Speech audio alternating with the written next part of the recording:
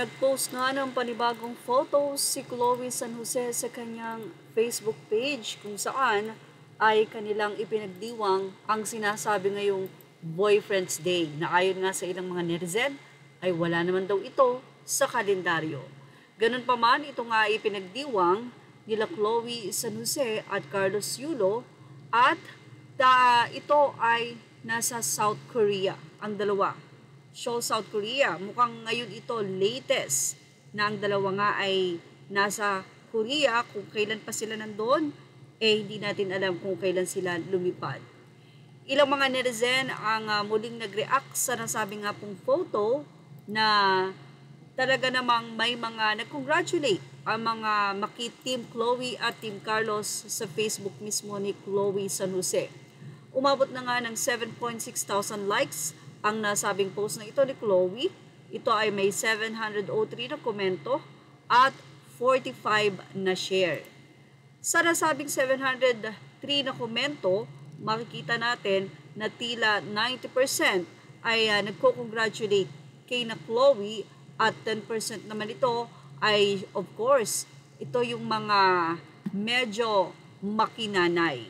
But anyway, ilan sa mga netizen na ibinahagi nga natin, narito ang kanilang naging pahayag. Mula sa nagngangalang Emily Bughaw, sana maisipan yung dumalaw sa magulang mo, Carlos Yulo. Mahalin ng magulang hanggat buhay sila. May kasabihan nga aanhin pang damo kung patay ang kabayo. Tayong mga anak, magpakumbaba sa magulang natin. Walang halaga ang tagumpay natin kung hindi natin kasama ang mga magulang. Mapagmahal ako sa magulang, nanay na lang mayroon ako kasi patay na ang tatay ko. Hirap kaya yung gusto ko mo siyang makita or hirap kaya na gusto mo siyang makita, hindi na pwede kasi wala na siya sa mundo natin. Say naman ng isang netizen, mabait daw siguro si Chloe kaya nagustuhan siya ni Carlos kasi kung face value lang naman daw ay hindi ito kagandahan. Say naman ng isa, kung mabait pa yan, di sana siya ang naging tulay na nagkaayos ang pamilya Yulo. Siya pa ang solsolera kaya naging worst problema ng pamilya. Panay tahol ang Goldilocks na gold digger pa. Say naman ng isa, si Chloe mula bata pa siya ay maganda na. Saang banda ang tanong naman ng isang netizen? Ganun pa man ay tila unbothered na nga sila Chloe at itong si Carlos Yulo sa mga hindi magagandang komento na natatanggap nila. Dead man na nga lang ang dalawa.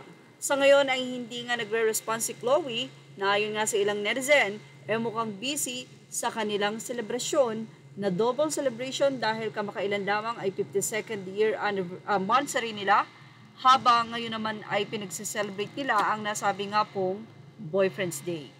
Well, anong masasabi nyo about dito? Ilagay na ang inyong opinion sa ating comment section. Images are all credit to the rightful owners. Thank you for watching Showbiz Now.